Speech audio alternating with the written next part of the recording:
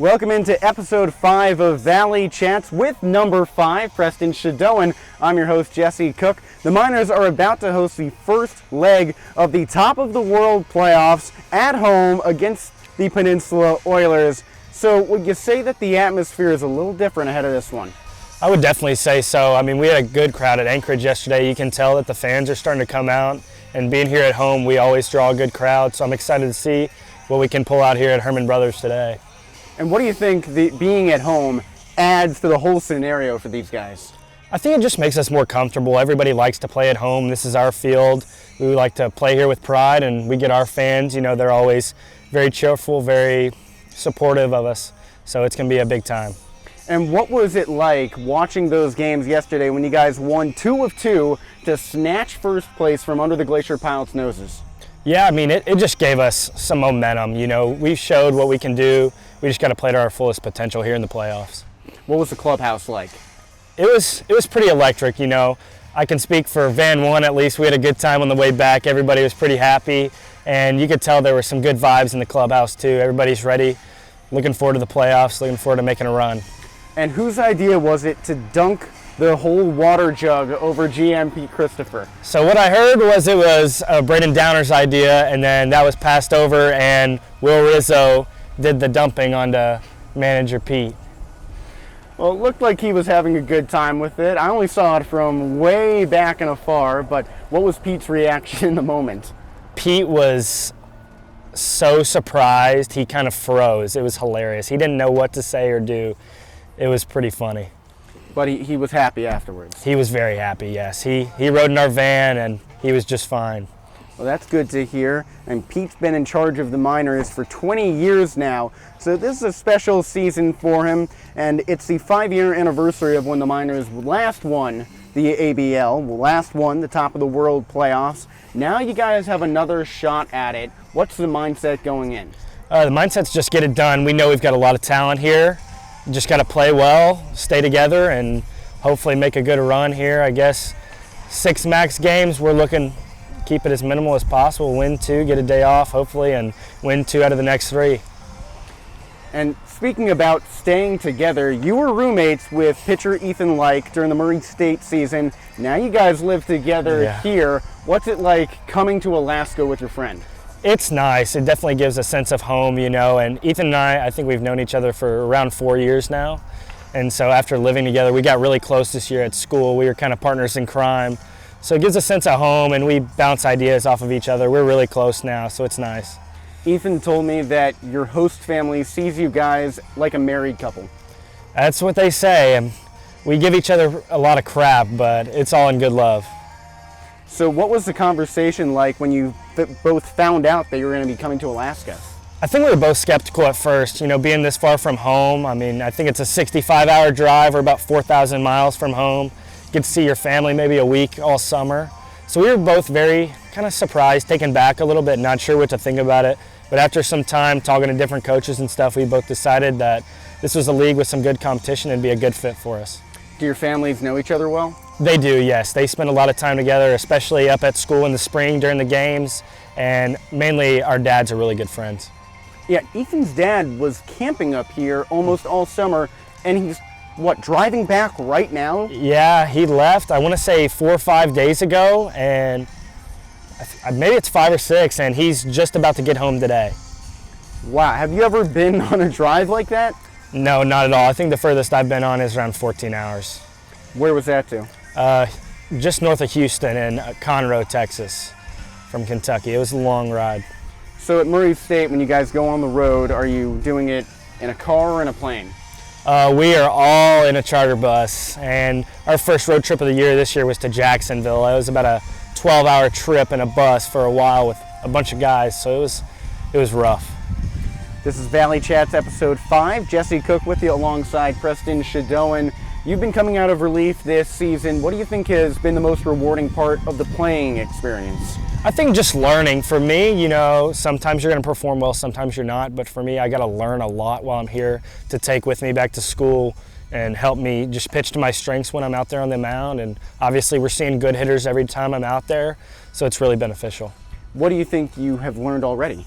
I've learned that I can keep hitters off balance really well when I mix my pitches, and I've got to work on my fastball as well as that. So if I can get ahead with off speed or even get ahead with fastball, I can mix pitches, keep hitters off balance. Gives them a really hard time to hit the ball. Who do you think is spurring that development for you? Honestly, Heck has done a really good job helping me learn how I move, how I work, what works best for me and stuff like that. So I'd say between Heck and then just seeing the results, maybe I'm throwing some days too fastball heavy and I don't have a good outing, and kind of some self-reflection back on that has helped me a lot as well. Pitching coach Steve Hecker, this was his first year in the Mat-Su Valley, but he'll be back next year, as well as assistant coach Kyle Watson and head coach Ty LeBrun, who just won Coach of the Year for the first time in his 5 years of coaching the Mat-Su Miners. What is he like? He's a great coach, honestly, and he's got 2 guys behind him that work really well. As a whole, they're a very good staff. They've got a lot of knowledge. They know how to put the best guys out there and how to get everybody motivated when the time comes. So they've done a really good job, been very helpful. How do you think they motivate you? They can get you fired up, between the 3 of them. They know how everybody works. For example, Ethan needs to get talked down to sometimes a little bit whenever he starts walking guys or something like that. So Heck will let him hear it and different stuff like that. We just have really good relationships, so they know how everybody is. So moving back to Ethan, what's he like on the hill as opposed to in person? Honestly, he's pretty similar. Ethan, when he's on the mound, he's a bulldog on the mound for sure, but he's very relaxed. He doesn't pitch with a lot of adrenaline, really. He stays very calm, very composed. Just goes out and knows what he can do. Honestly, he commands the zone a lot, and he's very, very relaxed. He's a relaxed guy outside of the field, but he can get high energy guy real quick too as well. Are you a different person on the bump than sitting in the bullpen?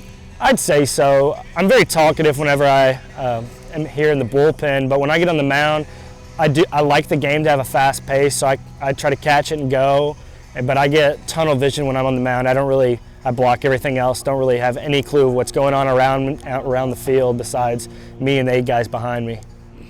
So you're really locked in on the hill? Yes, absolutely. It's different. I can't really hear anybody in the crowd, can't hear anything from the dugout. It's hard to explain because it just happens. It's just kind of subconscious. So you're zoned in on the hill, but I've heard from your teammates that your chatter is somewhat legendary, that you've turned a few phrases like 2 more of those and that'll get you detention. Yeah. What does that mean? Well, when a guy's tardy, whenever he swings late, we say he's tardy. Well, you get 3 tardies, you may be getting a trip to detention. So that's just how that is. And I've just played with a lot of different guys, so it's helped me pick a little phrases here and there and kind of develop a good bit of chatter there. So what else do you have? Let's see. We do a lot of school. We do a lot of references to LeBron. So when a guy hits a home run or something, we'll say on his head, because that's a little LeBron video with his family. You'll see some more of our home run and double celebrations coming out that we use at school that I've brought to the table a little bit. So you've got your own sort of dictionary out there. Yeah, for sure. In Boston, we watch Dennis Eckersley call games, and he had his own sort of phrases, like if someone struck out looking, he was a pair of shoes. Where do you get your phrases from? Honestly, just playing with a lot of different people. Sometimes I'll just think of something random and I'll say it, and I judge how good it is based on the reactions I get from my teammates, but a lot of it's just from other players. Playing with older guys like Price. Price has got a lot of good chatter, so I've been learning from him quite a bit. So you got a lot of situational humor. Absolutely. Are there any originals of yours that you think have stuck? The 2 more and you get a detention, I did make that up on the spot. I'd never heard that before. I'm sure somebody's used it, but I've never heard it before. And I said it and everybody thought it was funny, so I'm keeping that one in the back pocket. All right, this is Preston Chaudoin. I'm Jesse Cook, episode 5 of Valley Chats. Moving to the academic world, you've got a leg up on some of your teammates when it comes to schoolwork. Not only are you going to med school, you were valedictorian in high school. Yeah, it just takes a lot of work. It's a grind for sure, just like baseball. But my parents both went to graduate school, so they instilled, that work ethic and academics whenever I was young. How have they supported you while you're up in Alaska? Just calling, texting all the time, sending me, little motivational notes. That's mainly my dad. Dad's the motivational guy, and Mom's the lady that keeps me straight, make sure everything's going all right. And so that's just how it is. And you're going to med school after undergrad. Yes, hopefully. So how does that balance with the athletic life? It's tough for sure, you know, because I was just finished my first year, so I hadn't had to look forward too much to preparing for the MCAT. But here in the next few years, I'm really gonna have to start studying for the MCAT to try to get into med school. And then in the world of getting my undergraduate degree, it makes conflict scheduling that I gotta get to class, but also I don't want to miss practice. So I have to schedule kind of a smaller workload than I'd say most people do, just because some classes aren't offered till the afternoon and evening. So how does that balance with your time coming up with phrases? Hopefully I keep the phrases on the back burner and I let that just work when I'm at the field. So those are automatic? I like to think so. You got those on tap? Yeah, we hope so, definitely. We need to keep them rolling, get some more. And how do you see your baseball career progressing with your medical career? Oh, you know, that's something I'm still trying to figure out. Honestly, I'm trying to balance both as long as I can. You know, if baseball ends up giving me a future, I'm going to take it and then fall back on the chance to go to med school and become a doctor. And if baseball falls out, then I'm going to lock in on becoming a radiologist in the long term, and just looking forward to that. So is that your preferred field of medicine? Yes, I want to be a radiologist. I'm a very, very analytical guy. So that's, you know, you look at the scans, you analyze it and figure out what's going wrong. So is it at all different from a pitch chart? Not all that different, you know. It's a little bit more in depth, I'd say, whenever you get into the anatomy of the human body, but you can make comparisons. And does that help you figure out your mechanics on the hill, knowing how the human body works? Oh yeah, a little bit actually. You learn about what causes stress in different areas of the body, especially, you know, your elbow, your shoulder. So the more anatomy minded you get, honestly, you can take that into the field and into mechanics and pitching. This is Preston Chaudoin. I'm Jesse Cook, episode 5 of Valley Chats. Moving to what I'm going to call your drip. Those sunglasses, I've seen everyone on the team wearing similar shades. What are those about? They're some new Oakleys. I guess they came out in the last couple of years and they've been a hit in the baseball world. I'm a big fan of them. They block the sun real well and I think they look pretty cool too.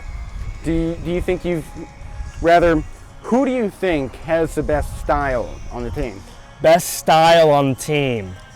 That's tough. That's real tough. I think I like AV, but I'm gonna have to go with Bass and Cooper.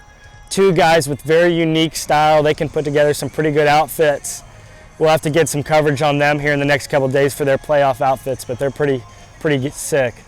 Yeah, I think during the team pancake breakfast on Saturday, Seabass looked like he was copying my flow with the Matsu Miners polo and the cutoff shorts that were kind of formal. Yeah, Bass has got some unique style. I like it. Yeah, Sebastian Tomerlin and Cooper Vest were those players mentioned. But Preston, where do you think you get your style inspiration from? Honestly, I don't know. I think more often than not, I just dress like an athlete. I wear shorts and t-shirt a lot, trying to mix it up. You know, I grew up on a farm too, so you'll occasionally see me wearing the boots and jeans, stuff like that, but kind of just a mixture of how I grew up. And growing up on a farm in the Midwest, how did that influence your recruiting process with Murray State? Well, yeah, Murray State's only an hour from home, and my travel coach had good connections with them just because we were local, not too far away. And whenever I was pitching, my coach reached out to Coach Skirka at Murray, and he came and watched me, I think the first game of my senior year, and that was whenever I ended up committing not long after that. Just being close to home, having some connections. You know, I knew a lot of people that knew the coach at Murray, and that just helped out a lot. And I've heard differing opinions on this. So Murray State, it's in Kentucky, right? Yes. Is Kentucky the Midwest or is it the South? That's tough. I'd like to think it's the South. It definitely gets referred to in the Midwest. Kind of a balance of both, just depends who you ask. We got a geography lesson from a med student showing us baseball out here. Preston Chaudoin, episode 5 of Valley Chats. I'm Jesse Cook. And I got a couple questions before I let you go just about this playoff race. You're going up against the Oilers. What do you think you guys have seen from them? They have a few really good arms. They've got some guys that can really throw it. Our pitching has been really good lately, So we're going to have to rely on them a little bit. Starter's going to have to go deep. They're going to have to put up a lot of zeros, and we're going to have to scratch a few off these good arms. That's about it. That's right. The two top earned run averages, or really the two lowest in the Alaska League, are the Mat-Su Miners and the Peninsula Oilers. Mat-Su clinched first place yesterday. The Oilers have had fourth place locked up for almost a week now. Ty Correa, their 6'9" starter, was named the top prospect in the league. What does he bring to the table? He's got good stuff, honestly. You know, being 6'9" is nothing to push off. I mean, he gets out there. You know, I think he's throwing in the low 90s, got good pitch mix, so that's tough to hit, especially for hitters. You got a bunch of your starting pitching teammates sir. walking by, Brandon Downer and Price Seemering, a reliever. What do they bring to the table? Price right now, he's a little under the weather with some arm issues, but he's a great dugout guy, the best dugout guy I've been with in a long time. Very supportive. He's got the good chatter, like I said earlier, and Downer, he's getting the rock today. We're going to see what he does today. He's coming off of a really good outing, and Downer's one of the better pitchers I've played with, so it's been a pleasure to play alongside those guys. That's right. Brandon Downer went 9 innings his last time out, the only 9-inning complete game in the entire ABL this season, and that was in the final regular season home game. Now he gets the first playoff game, and all of those will come at home. Yesterday, Landon Guggenmoss went out on the bump. He's a native to Palmer, Alaska. He joined the team just in the last week and a half, made his first appearance of the season in the second leg of the 7-inning doubleheaders yesterday, and the kid shoved. He went 7 shutout, 2-hit innings. It was remarkable. It was very impressive. Speaking of him, here he walks by right now, but it was very good. You know, he hadn't thrown an inning for us yet. He wasn't sure what his role was going to be, and I mean, he's throwing against the Pilots. Not like he's throwing against some team that's got bad hitters. He's throwing against one of the best hitting lineups in the league, if not the best besides us. And I mean, he went out in 7 innings, gave up a handful of hits, no runs. You can't ask for anything more than that. That's right. The pitching staff was great yesterday. Drew Christo went 5 no-hit innings. Will Rizzo relieved him with just 1 base knock. Guggenmoss allowed 2 hits in that second game, 3 hits against the Glacier Pilots, who have the best batting average as a roster in the entire league. You might face them in the championship round. If you guys get there, you might see the Bucks, but first you have to focus on the Oilers. If you had one key to success to go on and win the championship, what would it be? I'd say play together, play how we know. We've got the talent for sure here to do it. We've just got to stick together, you know, pick each other up, stay positive in the dugout, maybe when we have a bad inning, maybe when we're down, whatever. But stick to that and play how we know how to play, because we've got a ton of talent here. And are you excited for this home crowd at Herman Brothers? I'm beyond excited for this playoff baseball here at Herman Brothers. It's going to be a lot of fun. That's Preston Chaudoin. This has been episode 5 of Valley Chats. Preston, thank you. Absolutely. Thank you. I'm Jesse Cook. Thank you so much for watching. Enjoy the game.